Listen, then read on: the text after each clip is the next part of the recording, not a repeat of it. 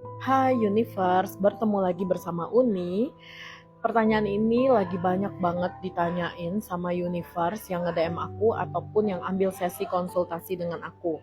Yuk kita cek dia yang udah meninggalkan kamu, yang udah ghosting ataupun mutusin kamu, kira-kira dia nyesel nggak ya melakukan itu ke kamu?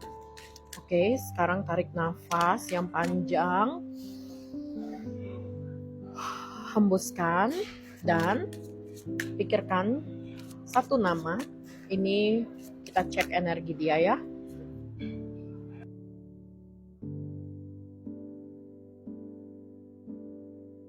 Oke, mungkin kamu, oke, aku ngelihat sih, mungkin kamu di posisi yang belakangan ini tuh juga tahu ya, kalau dia itu kayaknya lagi deket dengan seseorang, suka sama seseorang, atau bahkan udah punya pasangan baru ya. Karena aku ngelihat dia dalam situasi yang nggak lagi sendiri, dan kamu tahu itu. Mungkin kamu tahu dengar-dengar dari orang, dia lagi deketin si A loh, dia lagi PDKT-an lo, udah sering ketemu sama si A, atau kayak kamu benar-benar tahu kalau dia udah punya pacar dan dia udah posting di sosial media dia. Aku melihat memang dia ini dalam situasi yang sebenarnya mengambil langkah ini hanya untuk sebatas pengalihan.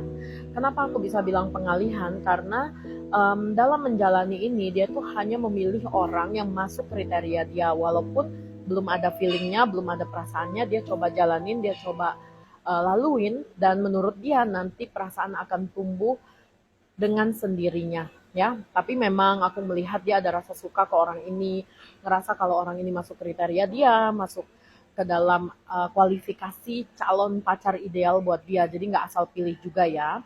Nah, aku melihat memang kondisinya dari arah dia sampai sekarang ini mungkin masih bingung mau coba buat fokus ke orang itu atau benar-benar menjalani hidup dia sendiri dulu sampai dia benar-benar move on, karena dia benar-benar kayak galau banget, dia selalu terpikirkan tentang masa lalu, dan itu adalah kamu. Aku melihat dia ke kamu ini dalam situasi yang belum bisa 100% lupa, tapi dia lagi berusaha untuk memulai sesuatu yang baru dengan orang baru supaya bisa melupakan kamu. Aku melihat dia dalam kondisi yang lagi berjuang banget nih, gimana supaya dia bisa ngelupain kamu dan meninggalkan kamu di kehidupan dia sebelumnya gitu, supaya dia bisa maju ke kehidupan baru.